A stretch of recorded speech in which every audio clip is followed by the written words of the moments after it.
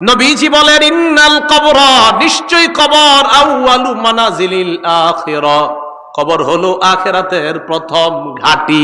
আমাকে আপনাকে বাসতলায় রেখে আসার পর আমার আপনার প্রথম ঘাঁটির নাম কবর। বলেন কি নাম? কবর। ফাইন্নাজা মিনহু ফামা বাদাহু আইসার। নবীজি বলেন কেউ যদি কবর থেকে রেহাই পেয়ে যায় পরের ঘাঁটিগুলা একেবারে সহজ হয়ে যাবে। কবর থেকে যদি কেউ মুক্তি না পায় পরের ঘাটিগুলা কঠিন হয়ে যাবে। বলেন নাউজুবিল্লাহ। এরপর হাদিসের শেষে বলে ক্বালা রাসূলুল্লাহ সাল্লাল্লাহু আলাইহি ওয়াসাল্লাম, নবীজি বলেন মা রাআইতু মানজারান কাত্তু ইল্লা ওয়াল কবরু আফযাউ মিন। নবীজি বলেন শোনো, কবরের চাইতে এত ভয়ঙ্কর কোন দৃশ্য আমার জানা নাই। নবীজি বলেন কবরের চাইতে এমন ভয়ঙ্কর কোন দৃশ্য আমার জানা নাই।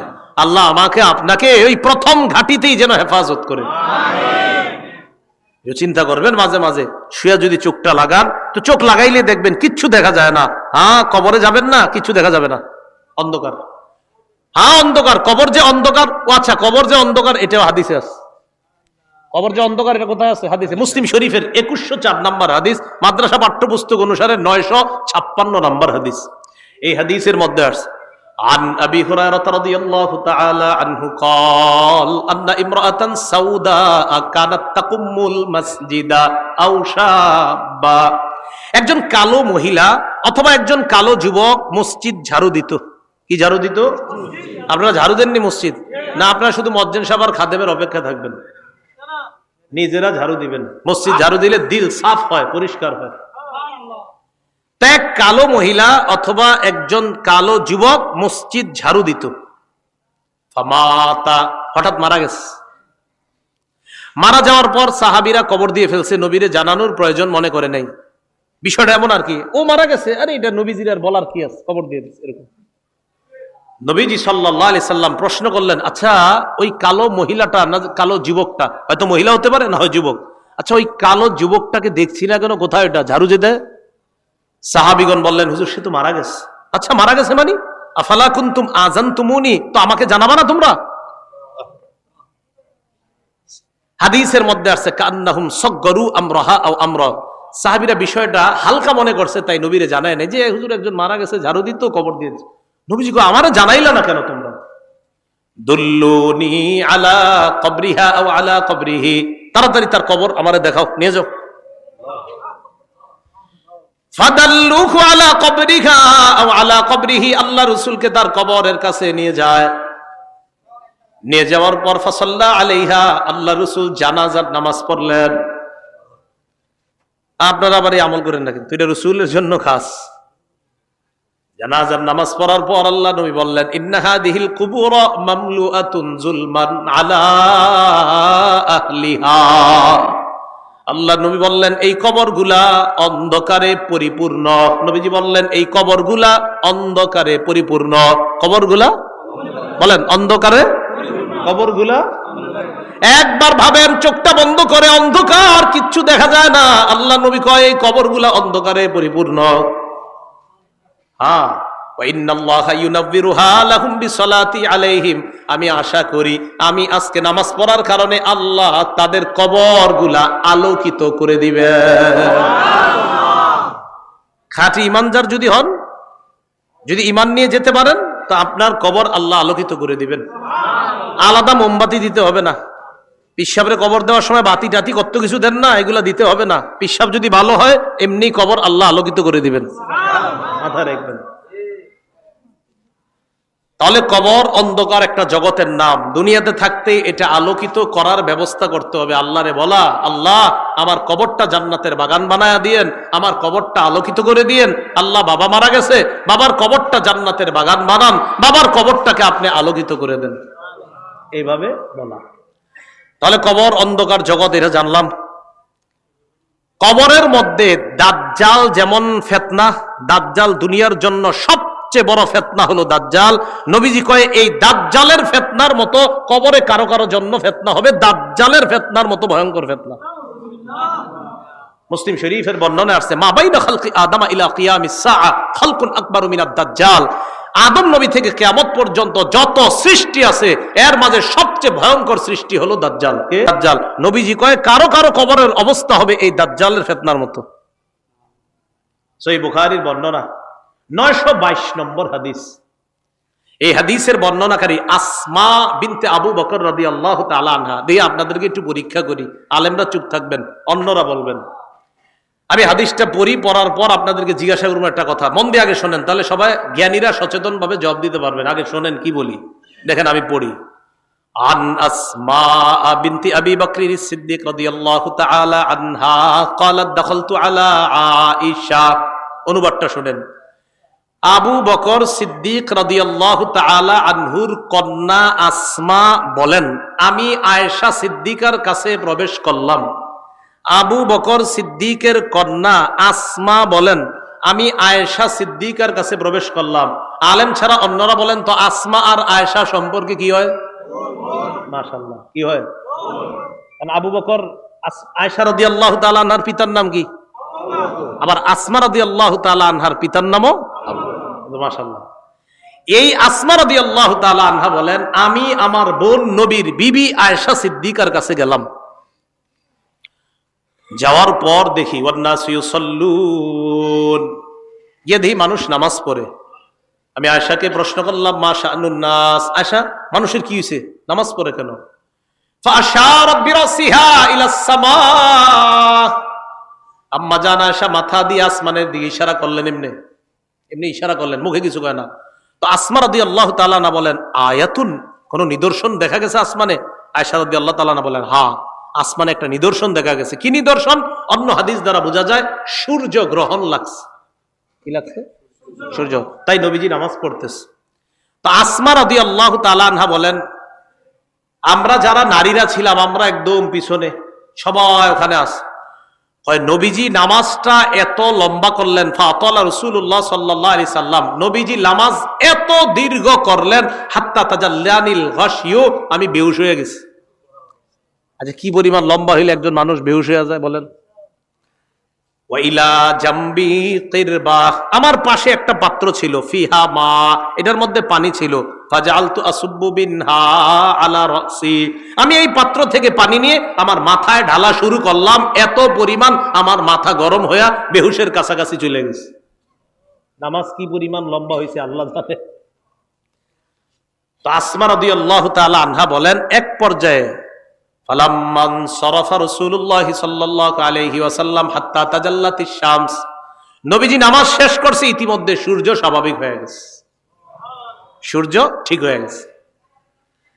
আমি যেই কথাটা বলার জন্য আপনাদেরকে হাদিসটা শোনাইতেছি, কোনটা? দাজ্জালের ফিতনা, এটা শোনানোর জন্য। এবার দেখেন নবীজি কি বলেন। নবীজি বলেন, নবীজি নামাজের পর একটা ভাষণ দিলেন, খুতবা দিলেন, নামাজের পর ভাষণ দিলেন। ভাষণের মধ্যে নবী বললেন, মা মিন শাইইন লাম আকুন উরিতুহু ইল্লা ক্বাদ রাআইতুহু ফি মাকামি, ইতিপূর্বে আমাকে যা দেখানো হয় নাই আজকে আমি সব দেখছি।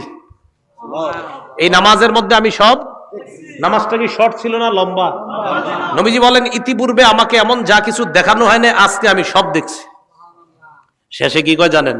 হাত্তাল জান্নাহ ওয়ান নার, জান্নাত জাহান্নামও দেখছি। আরেকটা বর্ণনা আছে, সূর্য গ্রহণের নামাজে নবীজি দাঁড়াইছে না, আমার দিকে তাকান, সামনের কাতারের সাহাবী যারা, তারা তাকায় দেখে নবীজি নামাজের মধ্যে হঠাৎ এমন করছে, যে তো নামাজ শেষ। আপনারা আবার এরকম করেন না, কিন্তু পুরাটা শোনেন আগে। একদল করবো কি যে নবীজি এরকম করছে আমিও করবো, আরে পুরাটা শোনেন কি কয়।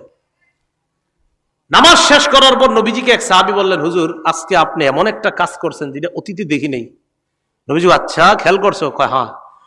ওই মুহূর্তে আমি জান্নাতের আঙ্গুরের ছড়া দেখছিলাম, ওইটা আমি হাত দিতে গেছিলাম, যদি আনতে পারতাম কিয়ামত পর্যন্ত সবাই খাইতে পারত। আপনারা কি আঙ্গুর দেখেন নামাজে? তো দেখলেই না হাত দিবেন, দেন না তো, এই জন্য আমল করতে চান না। রাসূলুল্লাহ সাল্লাল্লাহু আলাইহি সাল্লাম বলেন, মা মিন শাইইন লাম আকুন উরিতুহু ইল্লা ক্বাদ রাআইতুহু ফি মাকামি, ইতিপূর্বে আমাকে যা দেখানো হয় নাই আজকে আমি সব দেখলাম। হাত্তাল জান্নাহ ওয়ান নার, জান্নাত জাহান্নাম আমি দেখলাম। নবীজি বলেন, ইন্নাহু ক্বাদ উহিয়া ইলাইয়া আন্না আল্লাহ রাসূল বলেন আমার কাছে এই ওহী প্রেরণ করা হয়েছে আন্নাকুম তুফতানুনা ফিল কুবুর মিসলা আও করিবা মিন ফিতনাতি দাজ্জাল। আল্লাহ নবী বলেন আমার কাছে এই ওহী দেওয়া হয়েছে তোমরা কবরের মধ্যে অনেক এমন ফিতনার মধ্যে পড়বা যে ফিতনাটা হবে দাজ্জালের ফিতনার মতো ফিতনা। বলেন নাউজুবিল্লাহ। বিশ্বাস করেন দাজ্জালের ব্যাপারে আমি পড়ছি বলে আপনাদেরকে বলে বুঝাইতে পারতেছি না, তো আমি বুঝতেছি যদি দাজ্জালের ফিতনাটা হয় তো কত বড় ভয়ঙ্কর ফিতনা হবে। আমি সবগুলা কথা বললে বুঝতে পারতেন যে দাজ্জাল কতটা ভয়ঙ্কর ফিতনার নাম। রাসূল বললেন কবরে অনেকের এই ফিতনা হবে দাজ্জালের মতো, খুব ভয়ঙ্কর ফিতনা, ও কঠিন ভয়ঙ্কর ফিতনা। আল্লাহ আমাদেরকে হেফাজত করেন। তো আল্লাহ কয় এই কবর পর্যন্ত তোমরা সম্পদের প্রতিযোগিতা চলে, যেই কবরে এই অবস্থা হবে আর তোমরা সম্পদ নিয়ে ব্যস্ত আছো। সহিহ বুখারীর বর্ণনা 1372 নম্বর হাদিস। এই হাদিসের বর্ণনাকারী আম্মা জান আয়েশা সিদ্দিকা রাদিয়াল্লাহু তাআলা আনহা তিনি বলেন আন্না ইয়াহুদিয়াতান দাখালাত আলা আয়েশা সিদ্দিকা রাদিয়াল্লাহু তাআলা আনহা ফাসালাত আন আযাবিল কবর। এক ইহুদি নারী আম্মাজান আয়েশার কাছে এসে কবরের আযাব সম্পর্কে জিজ্ঞাসা করছে।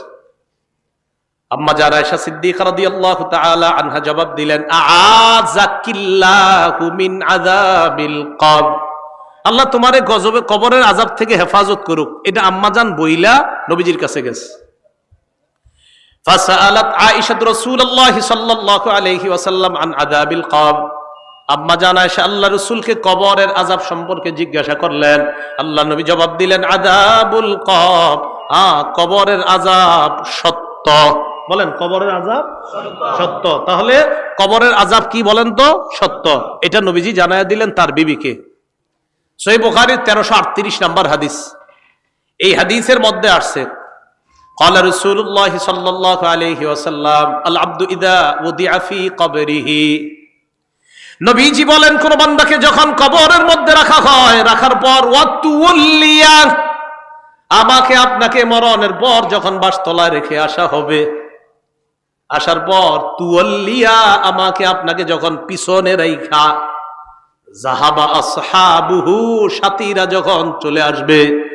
একবার কল্পনা আলেন রাতের বেলা বিছানায় যখন বালিশে যখন মাথাটা লাগানোর পর কল্পনা করেন আমি মারা গেলাম, যাওয়ার পর বাসতলায় কোন কবরের মধ্যে আমাকে রেখে আমার আত্মীয় স্বজন চলে আসছে, ব্যাপারটা কেমন একটু চিন্তা করেন।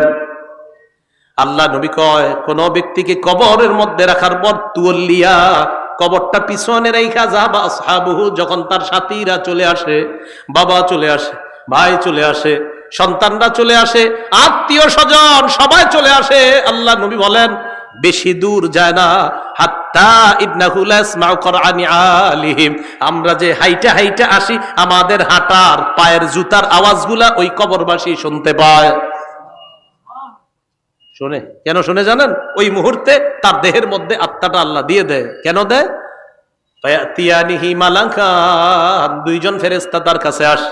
এটা আবু দাউদের বর্ণনা আর বুখারীর বর্ণনা।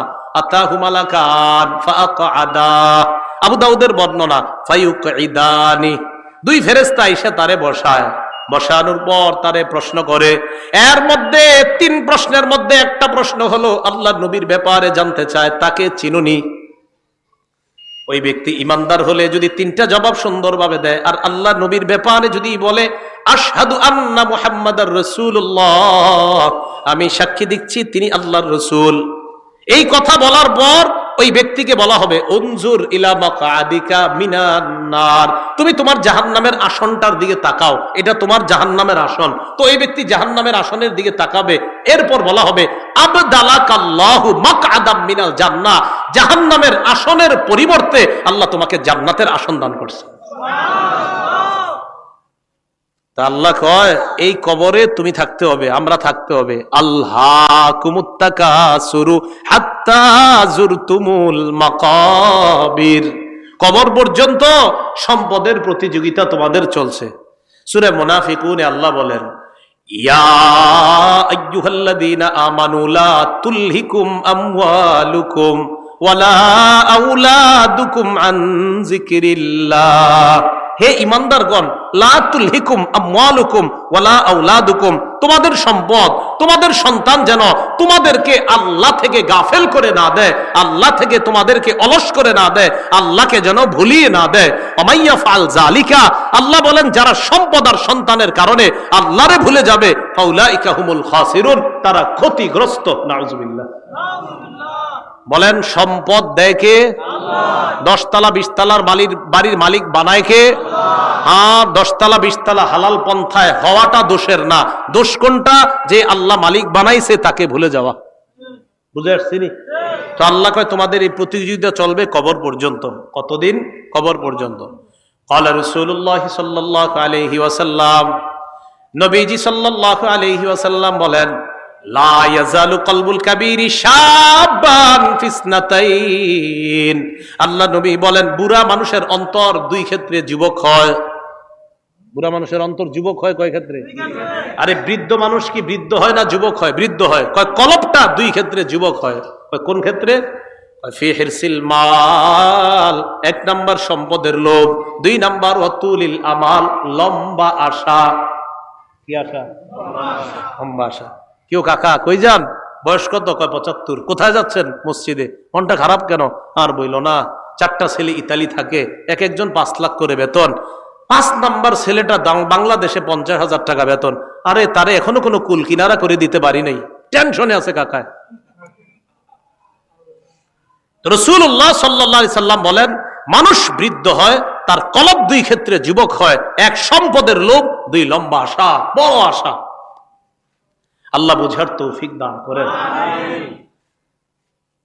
রাসূলুল্লাহ সাল্লাল্লাহু আলাইহি সাল্লামের সাহাবী আব্দুল্লাহ ইবনে মাসউদ বলেন, খত্ত রাসূলুল্লাহ সাল্লাল্লাহু আলাইহি ওয়াসাল্লাম খত্তান মুরাব্বাআ। এই হাদিসটা বুঝতে হবে সবাই। নবীজি একটা চতুর্ভুজ আঁকলেন। ওই অঙ্কের ছাত্ররা কোথায়? কি আঁকলেন? চতুর্ভুজ আঁকার পর ওয়া খত্ত খত্তান ফিল ওয়াসাতি খারিজাম মিন, মাঝখান থেকে একটা দাগ দিলেন। এই দাগটা চতুর্ভুজের বাহিরে নিলেন। বলেন তো রাসূল কি আঁকলেন? মাঝখানের দাগটা ভিতরে না বাহিরে? আচ্ছা এবার দেখেন, মাঝখানে ছোট ছোট কিছু দাগ দিস।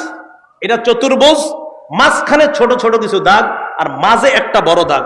এই আশেপাশে কিছু ছোট ছোট দাগ, মাঝখানে লম্বা একটা দাগ। বলেন তো লম্বাটা কি ভিতরে আছে না বাহিরে? আচ্ছা একটু বুঝছেন নি কথা?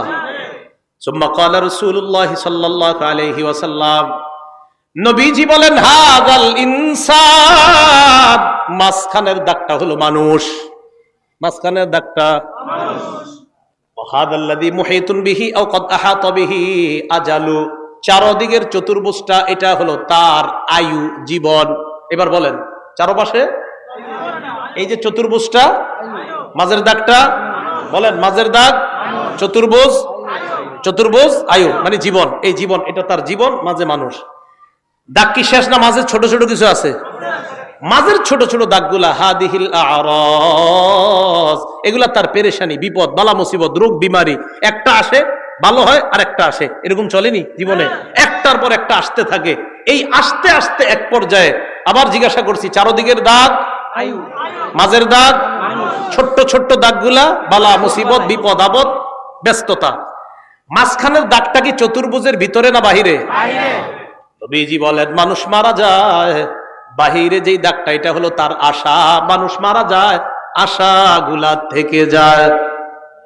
আশা কি জীবনের ভিতরে না বাইরে? এই যে মানুষ, ওর আশা হলো এত বড়, ও হলো একটু। এবার বাহিরে যেটা, এটা হলো ওর আশা। নবীজি কয় মানুষের জীবন এতটুকু, মানুষটা এতটুকু, ওর আশা এতটুকু, ও মারা যায়, আশাগুলা থেকে যায়। ভাই বুঝছেন নি আপনারা? আচ্ছা, তো আল্লাহ পাক রব্বুল আলামিন বলেন আলহাকুমুত তাকাসুর হাত্তা জুরতুমুল মাকাবির, কবর পর্যন্ত এই সম্পদের প্রতিযোগিতা, প্রাচুর্যের প্রতিযোগিতা তোমাদের চলতেই থাকে। আল্লাহ আমাদেরকে কবরের প্রস্তুতি নেওয়ার তৌফিক দান করুন। আচ্ছা এরপরে দেখেন কি বলে, কাল্লা সাউফা তা'লামুন সুম্মা কাল্লা সাউফা তা'লামুন, অপেক্ষায় থাকো, অচিরেই জানতে পারবা, অবশ্যই অচিরেই জানতে পারবা। কাল্লা লাউ তা'লামুনা ইলমাল ইয়াকিন, আল্লাহ বলেন যদি নিশ্চিত জ্ঞানে জানতা লাতারাউন্নাল জাহিম, স্বচক্ষে জাহান্নাম দেখতে পাবা। আল্লাহ বলেন লাতারাউন্না, অবশ্যই অবশ্যই জাহান্নাম দেখবা। সুম্মা লাতারাবুন্নাহা আইনাল ইয়াকিন, নিশ্চিত চোখে জাহান্নাম দেখবা। এরপর আল্লাহ বলেন সুম্মা লাতুসআলুন্না ইয়াউমা ইযিন আনিন নাঈম, এরপর তোমাদেরকে নিয়ামত সম্পর্কে জিজ্ঞাসা করা হবে। আল্লাহ বলেন অবশ্যই অবশ্যই তোমাদেরকে প্রতিটা নিয়ামতের কথা জিজ্ঞাসা করা হবে। আঙ্গুল, চোখ, কান, নাক, হাত, পা, প্রত্যেকটা অঙ্গের ব্যাপারে জিজ্ঞাসা করা হবে। ইন্নাস সামআ ওয়াল বাসারা ওয়াল ফুআদা, আল্লাহ বলেন কান শ্রবণ শক্তি, ওয়াল বাসর দৃষ্টি শক্তি, ওয়াল ফুআদা অন্তঃকরণ, সবগুলাকে কাঠগড়ায় দাঁড়াতে হবে, সবগুলাকে জিজ্ঞাসা করা হবে। এগুলার ব্যাপারে তোমাকে কাঠগড়ায় দাঁড়াতে হবে, তোমাকে জিজ্ঞাসা করা হবে সঠিকভাবে এগুলা খরচ করছো কিনা। এবার একটা হাদিস শুনেন, বলেন তো নেয়ামতের ব্যাপারে জিজ্ঞাসা করা হবে কিনা? আজকে রাতে ভাত খাইছে, খাবার, রাতের খাবার কারা কারা খাইছেন হাত তোলেন। অন্যরা খান নাই রাতের খাবার? মাশাআল্লাহ, খাবেন ইনশাআল্লাহ নাকি? দুপুরের খাবার কারা কারা খাইছেন? ঠিক আছে, হাত নামান, ব্যাস একটা হইল হইছে। এবার হাদিস শোনেন, মুসলিম শরীফের 4208 নম্বর হাদিস। আবু হুরায়রা রাদিয়াল্লাহু তাআলা আনহুর বর্ণনা, তিনি বলেন খরাজা রাসূলুল্লাহ সাল্লাল্লাহু আলাইহি ওয়াসাল্লাম যাতা ইয়াউমিন আও যাতা লাইলা, একদিন রাতে অথবা দিনে রাসূল বাসা থেকে বের হলেন। কোথা থেকে বের হইছে? রাতে বা দিনে। বের হওয়ার পর আসছে, আয়েশা দেখে ফাইদা হুয়া বিআবি বকরিন ওয়া উমর, নবীজি দেখে আবু বকর ওমর বসা। আবু হুরায়রা রাদিয়াল্লাহু তাআলা আনহু বলেন নবীজি বাসা থেকে বের হয়েছে, বের হয়ে দেখে আবু বকর ওমরও বসা। এই হাদিসটা একটু মন দিয়ে সবাই শুনেন আর নিজেদের জীবনটা একটু চিন্তা করেন। নবীজি তাদের দুইজনকে প্রশ্ন করলেন, আবু বকর এবং ওমর, এই দুই সাহাবী, বিখ্যাত দুই সাহাবীকে প্রশ্ন করলেন, আচ্ছা তোমরা এইখানে এই মুহূর্তে কেন? মা আখরাজাকুমা ফি হাদিহিস সাআ, এই সময়ে তোমরা এখানে কেন? অসময়ে মানে এই সময় মানে অসময়ে, আরে এই সময়ে তোমরা এখানে কেন? এই হাদিস দ্বারা বোঝা যায় সাধারণত যে সময় মানুষ ঘর থেকে বেশি একটা বের হয় না, ওই সময়ে নবীও বের হইলেন, আবু বকরও বের হইছে, ওমরও বের হইছে। নবী বের না হইলে জিজ্ঞাসা করে কেমনে? আবু বকর ওমর জবাব দিলেন, আহারে কি জবাব দেয় দেখেন, ক্বালাল জুউ ইয়া রাসূলুল্লাহ, হুজুর খিদা লাগছে, ক্ষুধার কারণে বের হইছে। সম্পদ সব ছেড়েছে মক্কায়, নবীর সাথে চলে এসেছে মদিনায়। নবীজি যে জবাবটা দিলেন, আল্লাহ নবী বললেন আল্লাযী নাফসি বিয়াদিহি আখরাজানিল্লাযী আখরাজাকুমা। আবু বকর ওমরকে আল্লাহ নবী বলেন, আল্লাহর কসম আবু বকর ওমর, তোমরা যে ক্ষুধার কারণে বের হয়েছ, আমিও ক্ষুধার কারণে বের হইছি।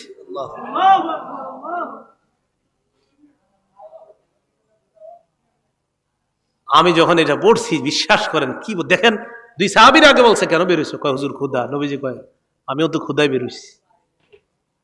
কওমু চলো আমার সাথে চলো। ফাকামু মাআ, দুই সাহাবী আল্লাহ নবীর সাথে চললেন। ফাআতা রাজুলাম মিনাল আনসার, এক আনসারী সাহাবীর বাড়িতে গেলেন। ফাইদা হুয়া লাইসা ফি বাইতিহি, সাহাবী বাড়িতে নাই। রাআতহুল মারআ, ঘর থেকে আনসারীর বিবি দেখা ফেলছে, সর্বনাশ, আমাদের বাসায় এই তিনজনকে, আল্লাহু আকবার, মহিলা চিনে ফেলছে। ভিতর থেকে বলতেছে মারহাবা, স্বাগতম স্বাগতম। এমন মেহমান পাইলে কে স্বাগত না জানায়? আরে সাহাবী রাসূলুল্লাহ সাল্লাল্লাহু আলাইহি সাল্লাম আর আবু বকর ওমরকে যখন আনসারী সাহাবীর বিবি দেখলেন, ভিতর থেকে বলা শুরু করলেন স্বাগতম স্বাগতম, আপনারা ভিতরে আসেন, ঘরে বসেন। নবীজি ঘরে গিয়ে বললেন আইনা ফুলান, স্বামী কোথায়? মহিলা ভিতর থেকে জবাব দিলেন যাহাবা ইস্তাজিবু লানা মিনাল মা, হুজুর মিষ্টি পানি আনতে গেছে আমাদের জন্য। এবার দেখেন কি হয়, ইতিমধ্যে আনসারী সাহাবী আসছে। আসার পর সাহাবী দেখে বাসায় নবীজি, আবু বকর ওমর। আচ্ছা একটু ভাবেন তো মনে মনে, ওই যুগে যদি আপনি হইতেন আর যদি বাড়িতে গিয়ে দেখতেন হঠাৎ নবীজি আর আবু বকর ওমর আপনার ঘরে,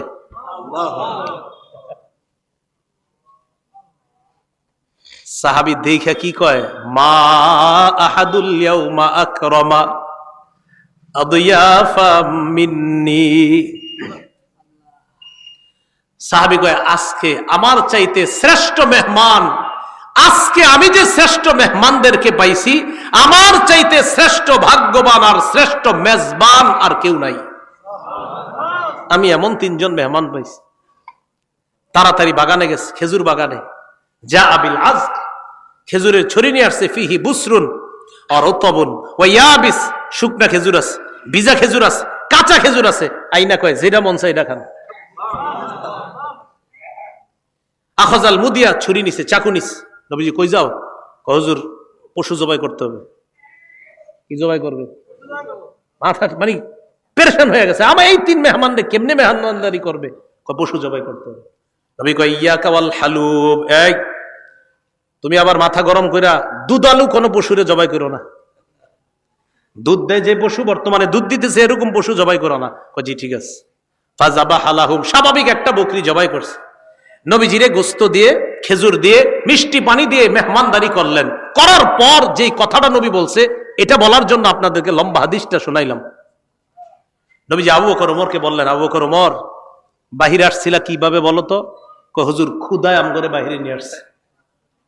নবীজি কয় আবু বকর ওমরকে বললেন, এখন খাইছো? কয় হ্যাঁ। নবীজি বললেন, লাতুস আলুন্না আন হাদা ইয়াউমাল কিয়ামাহ, এই যে খানাগুলা খাইছো না, পেট ভরছো না, এই ব্যাপারেও কিয়ামতের ময়দানে আল্লাহর কাছে জবাবদিহিতা করতে হবে। অবশ্যই অবশ্যই তোমাদেরকে এই ব্যাপারে জিজ্ঞাসা করা হবে। এই খানা খেয়ে আল্লাহর ইবাদত করছো কিনা? এই খানা খেয়ে তুমি সঠিকভাবে চলছো কিনা? আল্লাহ তোমারে খাওয়াইছে, খাওয়ানোর পর আল্লাহর হুকুম তুমি পালন করছো কিনা? এই ব্যাপারে জিজ্ঞাসা করা হবে। বুঝাইতে চাইলাম, এই সূরা তাকাসুরের শেষে কি বলতেছে দেখেন। প্রথম দিকে বললেন সম্পদের কারণে আমারে ভুলা যাও, এরপরে বললেন কবরকে স্মরণ করো, শেষের দিকে বললেন এই নিয়ামতের ব্যাপারে জিজ্ঞাসা করব, কিন্তু এত এত সম্পদ দিলাম মনে করবা না এমনি ছেড়ে দিব আমি আল্লাহ, আমি সব জিজ্ঞাসা করব। এই সূরা থেকে প্রধান 3টা আমাদের শিক্ষা। 1 নাম্বার, সম্পদের প্রতিযোগিতা করা নিষেধ। 2 নাম্বার, সম্পদ হওয়া দোষের না, কিন্তু সম্পদের কারণে আল্লাহকে ভুলে যাওয়া যাবে না, এটা 2 নাম্বার শিক্ষা। 3 নাম্বার, কবরের কথা স্মরণ করা। এই প্রধান প্রথম হলো 3টা শিক্ষা। শেষের দিকে আরেকটা, কবরে আরেকটা তোমার জগৎ, ওই জগতে তোমাকে নিয়ামত সম্পর্কে জিজ্ঞাসা করা হবে। কিয়ামতের ময়দানে তোমাকে 5 প্রশ্ন করার আগে তোমার পা 2টা সামান্য সময়ের জন্য নড়বে না। এই 5 প্রশ্ন করার জন্য আল্লাহর কাছে প্রত্যেককে দাঁড়াতে হবে। এর মধ্যে একটা হলো সম্পদ কোত্থেকে আনছো আর কোথায় ব্যয় করছো, এই কথা আল্লাহর কাছে জবাবদিহিতা করতে হবে। আল্লাহ পাক রব্বুল আলামিন আমাদের সকলকে কবরের প্রস্তুতি নিয়ে দুনিয়া থেকে যেন আমরা যেতে পারি, আল্লাহ তৌফিক দান করেন। আমিন। ওয়া আখিরু দাওয়ানা আনিল হামদুলিল্লাহি রাব্বিল আলামিন। মাদ্রাসার প্রতিষ্ঠাতা যিনি, তার জন্য আমরা দোয়া করব, এলাকাবাসী সবার জন্য আমরা দোয়া করব। আল্লাহুম্মা সাল্লি আলা মুহাম্মাদি ওয়া আলা আলি মুহাম্মাদ কামা সাল্লাইতা আলা ইব্রাহিম وعلى آل إبراهيم إنك حميد مجيد اللهم بارك على محمد وعلى آل محمد كما باركت على إبراهيم وعلى آل إبراهيم إنك حميد। একটা আবেদন আপনাদের কাছে হাত জোর করে করব। ঢাকা ফজরের নামাজ 4:40-এ, দেশ গ্রামে কয়টায়? 40-45-এ ফজরের নামাজটা সবাই পড়বেন এত রাত পর্যন্ত। এই সময়ে বয়ান করাটা উচিত হয় না আসলে। 10টা, 10:30টার মধ্যে বা 11টার মধ্যে সর্বোচ্চ শেষ হওয়া উচিত ছিল, যেহেতু রাত ছোট। আল্লাহর রাস্তায় আপনারা ফজর নামাজটা পড়বেন তো ইনশাআল্লাহ। আমারে কিন্তু দাঁড় করেন না আল্লাহর সামনে, আল্লাহর রাস্তায় আপনারা ফজরের নামাজটা পড়েন সবাই। এই মাহফিল একটু বেশি হয়ে রাত হয়ে যাওয়ার কারণে যেন এই কথা আল্লাহর কাছে বলতে না হয় যে আল্লাহ মাহফিল এত রাত হইল কেন, এর লেগে আমি ফজর করি নাকি। আল্লাহর রাস্তায় আপনারা সবাই ফজরটা পড়েন। জি। اللهم صل على محمد وعلى آل محمد كما صليت على إبراهيم وعلى آل إبراهيم إنك حميد مجيد اللهم بارك على محمد